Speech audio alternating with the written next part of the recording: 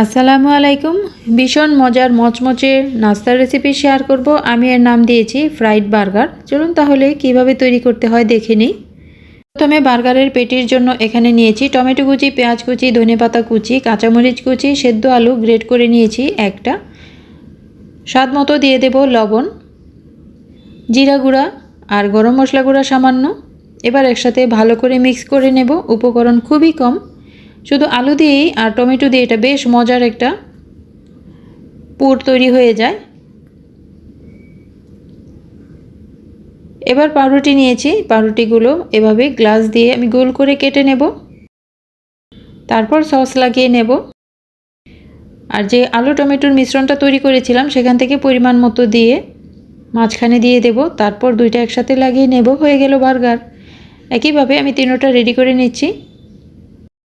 এই আলুর মিশ্রণটা খেতে কিন্তু বেশ ভালো লাগে, চিকেন ডিম ছাড়াই এটা বেশ মজার একটা নাস্তা হয়।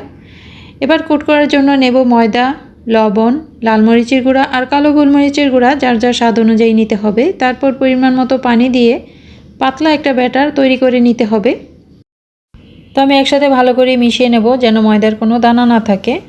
ময়দার মিশ্রণটা রেডি হয়ে গেছে। এবার এই মিশ্রণে বার্গার ডুবিয়ে নেব। তারপর ব্রেড ক্রামে গড়িয়ে নেব। একইভাবে আমি তিনোটা কোট করে নিচ্ছি। ডিমের মিশ্রণ ছাড়াই এটা কিন্তু বেশ মচমচে হবে। কোট করা হয়ে গেছে। এবার আমি তেলে ভেজে নেব। চুলায় আমি তেল বসিয়ে দিয়েছি। তেলটা যখন গরম হবে একটা একটা করে তেলে দিয়ে দেব। চুলার জালটা মিডিয়ামে রেখে মচমচা করে ভেজে নেব।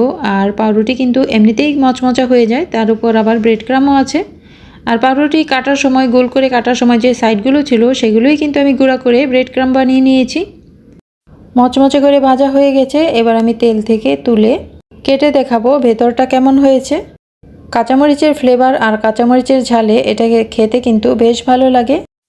দেখতে যেমন সুন্দর হয়েছে, ভেতরটাও কিন্তু বেশ লোভনীয় হয়েছে। বাচ্চাদের টিফিনে কিংবা বিকেলের নাস্তায় খুব সহজে কম খরচে এই মজার নাস্তাটা তৈরি করে খেতে পারবেন পরিবারের সবাইকে নিয়ে। কম উপকরণে, বাড়তি কোনো মশলা ছাড়াই আলু টমেটোর মিশ্রণে এটা খেতে ভীষণ ভালো হয়। সবাইকে অনেক ধন্যবাদ পুরো রেসিপিটা দেখার জন্য। ভালো লাগলে চ্যানেলটি সাবস্ক্রাইব করে নোটিফিকেশন অন করে রাখুন। ধন্যবাদ। আল্লাহ হাফেজ।